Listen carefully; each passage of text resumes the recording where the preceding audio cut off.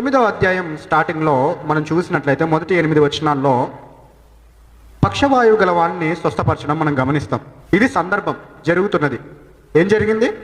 ఇదిగో యేసుక్రీస్తు వారు సముద్రం దాటి ఆ పట్టణంలోనికి కపెర్నహూములోనికి ప్రవేశించినప్పుడు ఏం జరిగింది? మంచం మీద ఒక పక్షవాయువు గలవాడు ఉన్నాడు. వాడిని తీసుకొని యేసుక్రీస్తు వారు స్వస్థత చేస్తారని నమ్మి విశ్వసించి ఆయన దగ్గరకు వచ్చారు.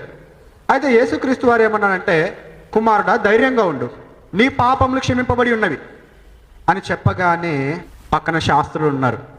అనేక జనసమూహము యేసుక్రీస్తు వారిని వెంబడిస్తుంది కదా, ఆయన చెప్పే మాటలకు కానీ ఆయన చేసే అద్భుతాలను చూడాలని కానీ. ఆ ప్రజల్లో శాస్త్రులు ఉన్నారు, పరిసయ్యులు ఉన్నారు, అన్యులు ఉన్నారు, ఇజ్రాయేలీలు ఉన్నారు, అనేకులు ఉన్నారు. అయితే శాస్త్రులు ఎవరు? ధర్మశాస్త్రోపదేశకులు అన కదా. ఈ ధర్మశాస్త్రాన్ని కాపీలుగా రాసేవాళ్ళు అనమాట.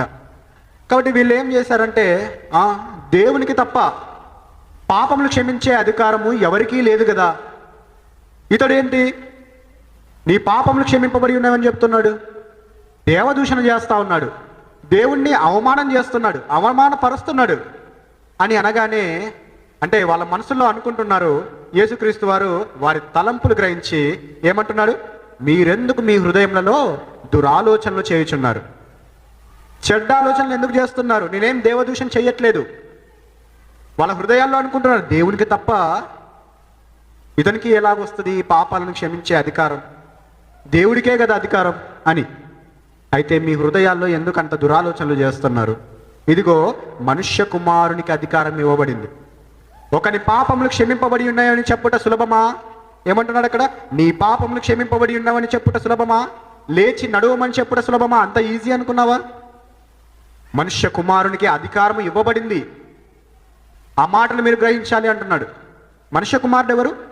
ఎవరైతే మీరు ఎదురు చూస్తున్నారో మెస్సియా మెస్సియా మెస్సియా అని, ఎవరి గురించి అయితే మనుష్య కుమారుడు అని దానియేలు గ్రంథంలో చెప్పబడిందో ఆ మనుష్య కుమారుడు, ఆ మెస్సయ్య, ఆ దేవుని కుమారుడు, మీకు కాబోయే రాజు, అతనికి అధికారము ఎవరి ద్వారా ఇవ్వబడింది?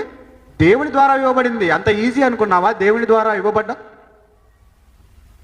ఆ మనిషి ఆ విధంగా జీవిస్తేనే, పాపము లేకుండా జీవిస్తేనే, ఎటువంటి దురాలోచన కానీ చెడు ప్రవర్తన కానీ ఏది మనసులోనే కానీ బయటనే కానీ క్రియల్లోనే కానీ లేకుండా జీవించిన వాడికి దేవుడు అటువంటి అధికారం అనుగ్రహించును.